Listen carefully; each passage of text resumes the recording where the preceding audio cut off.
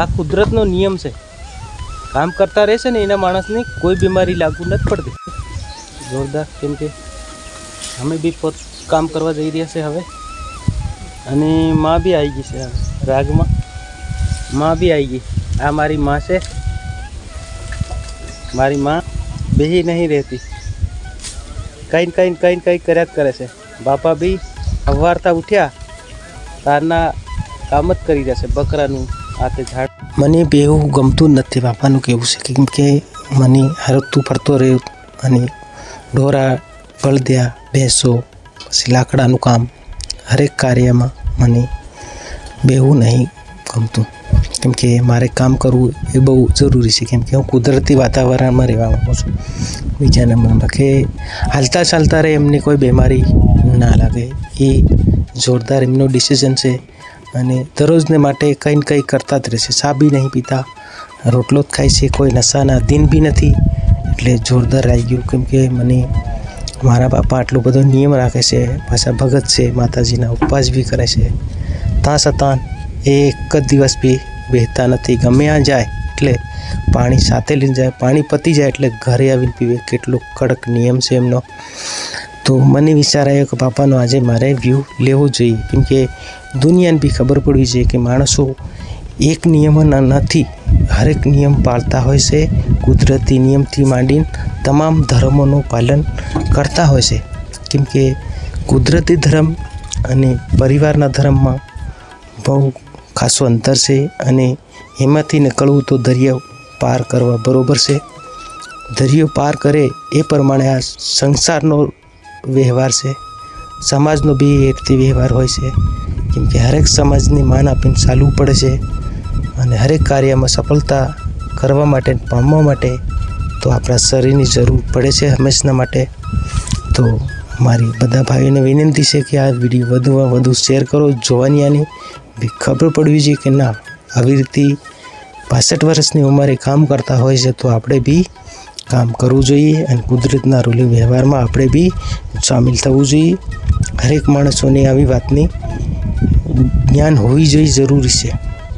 કેમ કે પોતપોતાના શરીરની પોતપોતે ફાળ રાખવી જરૂરી છે. કેમ કે બીમારી કામ કરવાથી નથી આવતી, બીમારી લાગતી બી નથી. મેં અભી લાકડા કાપી રહ્યો છું.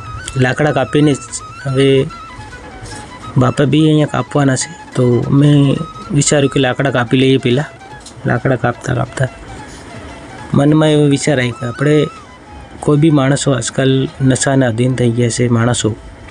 તો પહેલાં એને એ વિચાર કરો છે કે અમારી મા બાપ કેવી રીતે પૈસા પહેલાં કરે છે, હું નશામાં પહેલાં પીલાણા ઢમકાણામાં આપણે ખર્ચ કરીએ છીએ. બહુ વિચારીને કરવું જોઈએ કે જિંદગી પાછળની કેવી રીતે જીવી એ પણ વિચાર કરીને ચાલવું જોઈએ. કેમ કે સમય પણ બહુ બલવાન છે. સમયની સાથે આપણે ચાલવું જોઈએ. કેમ કે સમયની કદર કરી તો જ આપણી સમય કદર કરશે જાતે દિવસે. નકર તો સમય આપણની હસી મજાક બી ઉડાડી શકે છે. બધું સમયના હાથમાં છે. સમયનું સક્રિય કોઈ દી રોકતું નથી, રોકાતું નથી. અને સમયની સાથે ચાલતું તો આપણને આગળ હરેક મંજિલ મળશે, બાકી નહીં મળે. કેમકે સમયનું સક્રિય એવું ગોઠવાયેલું છે કુદરતી કે એ કોઈના હાથમાં રહેતું નથી, આપણા હાથમાં બી નથી રહેતું. તો સમયની સાથે સમયની કદર કરીને આપણે ચાલવું પડશે, નકર તો ના મેળ પડે. અને ઘણા બધા માણસોમાં એવું તકલીફો ઊભી થયેલી છે. કેમ કે બેરોજગાર ઘણા બધા છે. તમે 12 વર્ષ ભણીને બગાડો છો. 12 વર્ષની ભણતરમાં કેટલો પૈસો જાય છે અને સમય બી કેટલો બરબાદ થાય છે. તેના કરતાં તમે કોઈ બી એક કન્ટેન્ટ કે એક મુદ્દો પકડીને તમે 2 થી 3 વર્ષમાં માલિક બનવાની કોશિશ કરો. કેમ કે માલિક ક્યારે બનાવશે? તમે પોતાનું કામ, પોતાનું બિઝનેસ, કોઈ પૈસા વગરની મૂડી રોકાણ વગરનું કામ પકડો તો તમે માલિક બની શકશો. 2 થી 3 વર્ષમાં તમે જે ધારો એક તમે કરી શકો છો. બાકી તમારા હાથમાં છે, તમારું જીવન છે, તમારું જે બી ભવિષ્ય છે, તમારા પરિવારનું ભવિષ્ય છે, એ તમારે સુધારવા માંગતા હો તો અમૃતલાલની તમે જરીક કોમેન્ટ કરીને બતાવી દેજો. જરૂર જણાવો. દોસ્તો નમસ્કાર, મેં અમૃતલાલ બ્લોગમાં તમારું સ્વાગત કરું છું. ઓર પોતપોતાના કામમાં બધા કામ કરતા થશે, બીજી હશે. અને હું તમને એક નવા બ્લોગની શરૂઆત કરી રહ્યો છું. ઓર આજે માં બાપા બધા તમને જોવા મળશે મારા બ્લોગમાં. કામ કરતા બી જોવા મળશે અને મોટિવેશનમાં બી જોવા મળશે તમને. આજે અમે એક નવું બતાવશું તમને લાકડા વિશે મા બાપ કેવી રીતે છોકરાની મદદ કરે છે, કેવી રીતે આજકાલ ઘણા બધા છોકરા શું છે કે નશાની અધીન થઈ ગયા, ગુટકા મસાલામાં વેક છે, મોબાઈલોમાં પણ વેક છે. ગઈડિયા માણસોને આ બધું નથી ચાલતું, એટલે એ કામમાં વ્યક્ત રહેશે. એટલે એમના શરીરો જો આજે 60 વર્ષ 65 વર્ષની ઉંમરે અને આવી રીતે કામ કરતા રહેશે તો એમનું જીવન કેવું હશે? આગળનું ખોરાક અને આગળનું જે ખાણીપીણી હતી એ બહુ મજબૂત હતી, ખાતર વગરની હતી, દવા વગરની હતી. અને આજની ખાણીપીણી કેવી છે? ફર્ટિલાઇઝર અને દવા ઉપર ચાલી રહી છે. તો આજકાલની નવી પેઢીની વાત કરીએ તો ઘણા બધા નશાથી અધીન થઈ ગયા, નશા વગર રહેતા નથી. ઉઠે એટલે ગુટકો મસાલો વિમલ અને ચા પાણી કરે એટલે ગુટકો વિમલ મસાલો જે બી ખાધા વગર રહેતા જ નથી. કેમકે એમાં શરીરો માણસોના ભંગાર થઈ ગયા, અંદરથી ખોખલા થઈ ગયા. એટલે કામ થાય નહીં, મોબાઈલમાં ઘૂસમુચ કર્યા જ કરે. કેમકે કોઈ બોલે એટલે સીડ ચડે એના માણસોને. અત્યારે 60 વર્ષની ઉંમરે બી આ મારી મા બાપ દેખો, અત્યારે હાલમાં કંઈ બી કામ કોઈને પૂછ્યા વગર કીધા વગર પણ કામ કરતા જ રહેશે, કંઈ ને કંઈ કરતા રહેશે. એમના બેહતા જ નથી, કેમકે એમના રોટલો પચતો જ નથી એમને.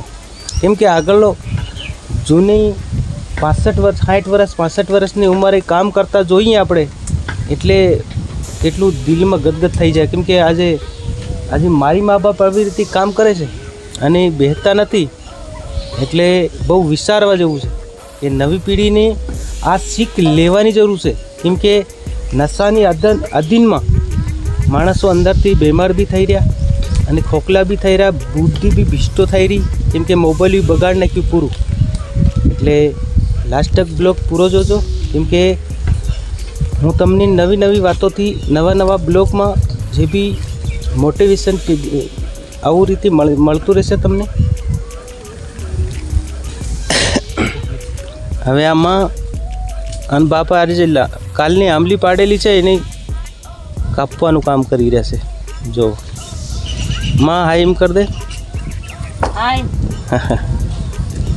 નમસ્કાર, જય માતાજી, જય માતાજી.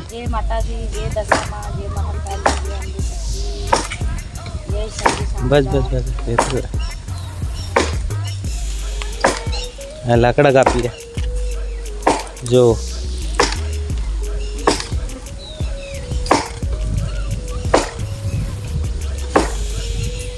એટલે આવી રીતે કામ કરતા રહે, એમના શરીરો મજબૂત રહે. અને આજકાલ આળસુ થઈ ગયા એટલે શરીરો મજબૂત નથી.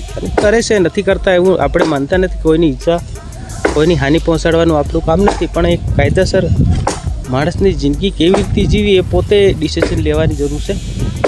અને ઘણા માણસો 40-50 વર્ષથી અંદરના માણસો ઘણા છે જ નથી, કેમકે નશાથી આધીન થઈ ગયા એટલે ઘણા મૃત્યુ પામે, ઘણાની કેન્સરની બીમારી, ઘણા થાઇરોઇડ, ડાયાલિસિસ, કોઈ બી બીમારી થયા કરે. પણ કામને લીધે કોઈ બીમારી મુકાબલો કરી નથી શકતી. આ કુદરતનો નિયમ છે. કામ કરતા રહેશે ને એના માણસને કોઈ બીમારી લાગુ નથી પડતી. એટલે આટલું જ મારું કહેવું છે. નવા બ્લોગમાં કંઈક બીજું નવું બતાવશું તમને, કેમ કે અમને બી સપોર્ટ કરજો. જય હિન્દ, જય ભારત, જય આદિવાસી, જય જોહાર. નમસ્કાર.